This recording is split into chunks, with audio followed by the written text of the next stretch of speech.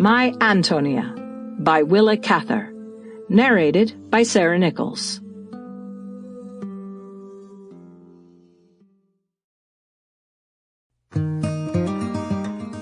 Introduction. Last summer, I happened to be crossing the plains of Iowa in a season of intense heat, and it was my good fortune to have for a traveling companion James Quayle Burden. Jim Burden, as we still call him in the West. He and I are old friends. We grew up together in the same Nebraska town, and we had much to say to each other. While the train flashed through never-ending miles of ripe wheat, by country towns and bright-flowered pastures and oak groves wilting in the sun, we sat in the observation car, where the woodwork was hot to the touch and red dust lay deep over everything. The dust and heat, the burning wind, reminded us of many things. We were talking about what it was like to spend one's childhood in little towns like these, buried in wheat and corn, under stimulating extremes of climate, burning summers when the world lies green and billowy beneath a brilliant sky, when one is fairly stifled in vegetation, in the color and smell of strong weeds and heavy harvests. Blustery winters with little snow, when the whole country is stripped bare and gray as sheet iron. We agreed that no one who had not grown up in a little prairie town could know anything about it. It was kind of Freemasonry, we said. Although Jim Burden and I both live in New York and are old friends, I do not see much of him there. He is legal counsel for one of the great Western railways, and is sometimes away from his New York office for weeks together. That is one reason why we do not often meet.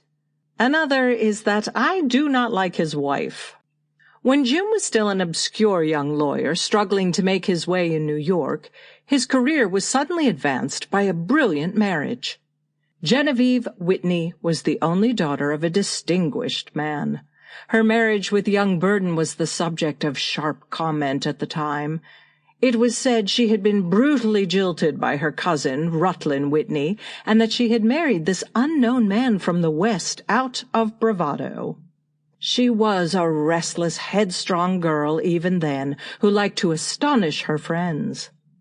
Later, when I knew her, she was always doing something unexpected. She gave one of her townhouses for a suffrage headquarters, produced one of her own plays at the Princess Theater, was arrested for picketing during a garment makers' strike, etc. I am never able to believe that she has much feeling for the causes to which she lends her name and her fleeting interest. She is handsome, energetic, executive, but to me she seems unimpressionable and temperamentally incapable of enthusiasm. Her husband's quiet tastes irritate her, I think, and she finds it worthwhile to play the patroness to a group of young poets and painters of advanced ideas and mediocre ability. She has her own fortune and lives her own life. For some reason, she wishes to remain Mrs. James Burden. As for Jim, no disappointments have been severe enough to chill his naturally romantic and ardent disposition. This disposition, though it often made him seem very funny when he was a boy, has been one of the strongest elements in his success. He loves with a personal passion the great country through which his railway runs and branches. His faith in it and his knowledge of it have played an important part in its development. He is always able to raise capital for new enterprises in Wyoming or Montana, and has helped young men out there to do remarkable things in mines and timber and oil. If a young man with an idea can once get Jim Burden's attention, can manage to accompany him when he goes off into the wilds, hunting for lost parks or exploring new canyons, then the money, which means action, is usually forthcoming. Jim is still able to lose himself in those big Western dreams. Though he is over 40 now, he meets new people and new enterprises with the impulsiveness by which his boyhood friends remember him. He never seems to me to grow older. His fresh color and sandy hair and quick-changing blue eyes are those of a young man, and his sympathetic, solicitous interest in women is as youthful as it is Western and American. During that burning day when we were crossing Iowa, our talk kept Sample complete.